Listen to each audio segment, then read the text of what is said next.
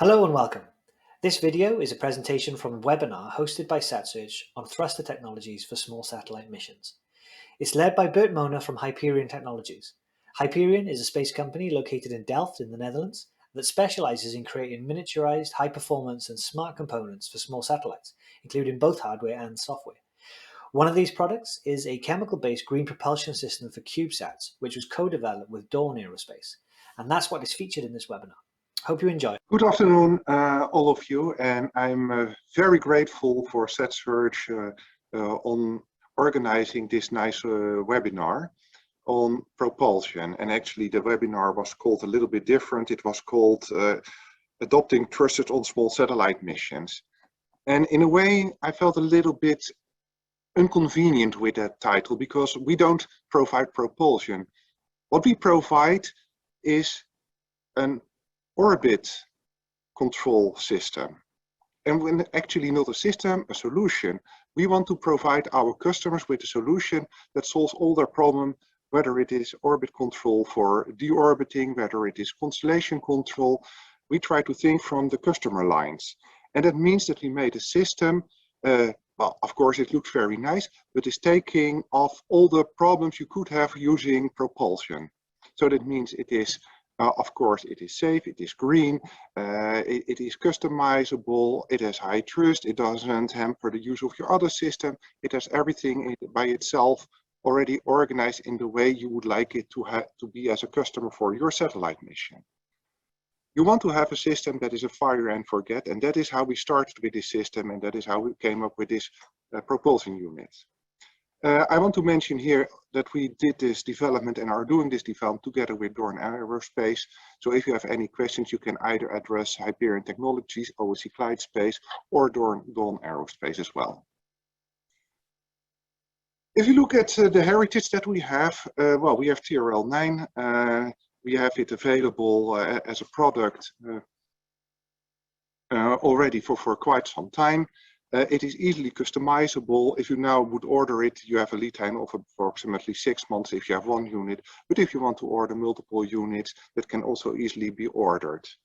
In the end, it is about what do you want as a customer. So we are having developed this system in order to be able to provide you a solution that can be customizable for your satellite, but also can be manufactured in larger quantities, in small series. So if you want to say, I want to have a constellation in the next 1.5 years, that's also possible for us, based on all the manufacturing technologies that we use, like additive manufacturing.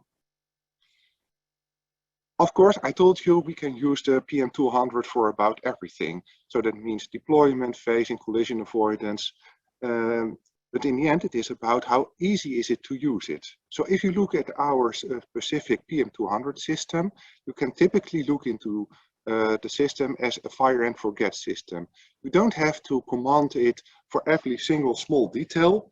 The main part is that you say what you want it to do and it does it for you. That means if you want to have a deployment, the command should be do deployment. If you want to do phasing, it should be as smart as that it can do phasing. Having the generic knowledge of your constellation, knowing what it has to do. So we want to make it as simple as possible, both in the operations as well in the integration into your satellite. So if you look, for example, we have thrust vector control. So that means that you don't have very strict requirements on your attitude control system. It should be able to correct itself if you have thruster misalignments.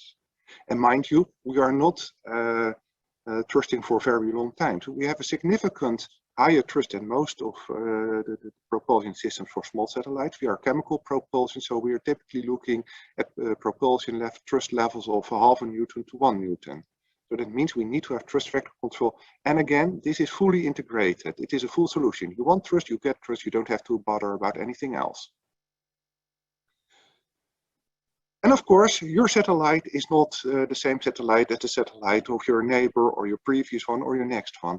So we want to integrate. We want to integrate with your mission. We want to make it simple for you. So we support you in doing the calculation. What kind of system do you need? Do you need a larger tank, a smaller tank? Do you need a little adaptation of your thrust? We do the testing for you. Of course, we can do testing of the total impulse.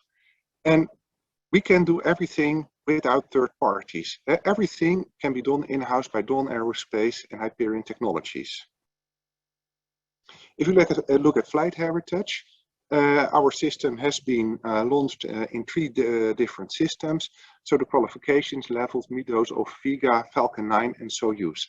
So that includes everything from qualification of the units, including safety requirements, but also ground support equipment. As you know, we have a chemical-based propulsion system, so it needs to be fueled, and that can be done as safe as you would imagine, either at your premises, at the customer premises. It can be transported, being fueled. You can do it yourself. So that is, again, completely focused on what would be most convenient for you as a customer. Well, here you see a couple of examples. The fueling can be done at our premises. It can be done at your premises. We can support you. We can bring people from either Dawn or Hyperion to your premises to do the fueling. And we are using propellants that are, say, just industrial-based gases. So you can get those fuels anywhere in this world. So there are no single restrictions in using our propulsion system. As you can see, this is also a system that is suitable for 3U CubeSats. It can be very small, even for a chemical propulsion system. Makes it very convenient to adapt it to your specific requirements. If you look at the integration, because that was one of the questions, how about integration of your propulsion system? Well, we think it doesn't start with integration. Integration is only the last part of your design. The first step is to think about how does it fit your satellite. And from that, the integration process should be a logical next step. We will, of course, ensure that your satellite can easily accommodate our propulsion system, whether it is from a mechanical point of view or whether it's from an electrical point of view. We are providing a number of, say, standard electrical interfaces. The unit will be easily integratable because it is a 3D printed structure, can easily be adapted to specific mounting studs, other mounting options.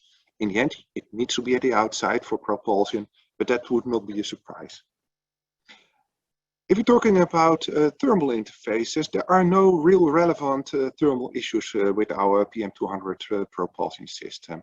If you look about the thrust level, it is most likely that the thrusting time will be in the order of a couple of seconds. That is already so much more the thrust in total than you would have with the electric propulsion system, that there is no significant thermal problem to be expected. There is no incredible heat increase. So there are no significant things you should take into account during your satellite design. Makes it very easy. You can just plug in the propulsion unit. For AIT, actually the same holds. We are using normal industrial gases. You could test it in your lab. No special requirements. Of course, they are gases, so you should be a little bit careful.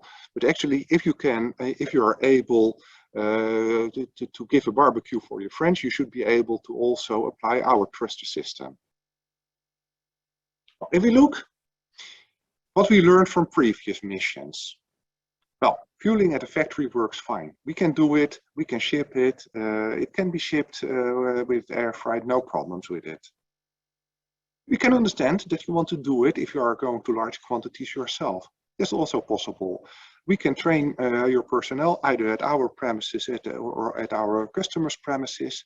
Shipping works well, either fueled or non-fueled, and we are very supportive in the sense that if you need to have things being transported, we can fill out all the forms for you. We have experience in all the paperwork required. So anywhere where you want to have it, we can ship it within, of course, the allowed countries to ship to. Training, what will you need? And that's a good question. And I think any good system would only require common sense. Yeah, of course, you should know about your satellite. You should know about your mission. You should know what you would expect. We can support you in your mission design, but again, we provide you with a solution for your orbit control. So we can think along your lines about how much should your tank be? How should your thrust procedures look like? Are there special requirements to your satellite bus? Well, the answer is a full no. We don't need very high voltages. We don't have a high power consumption. Only during the moment that we are thrusting, we need something like 10, 15 watts, which allows for full operation of your satellite also during the operation of your satellite. So actually, this is a system that gives you no headache and just do your orbital changes that you want.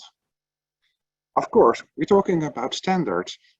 That is not something you should be concerned about. That should be our concern. So we're concerned about it, and we have ensured that it is ECSS compatible for the relevant aspects.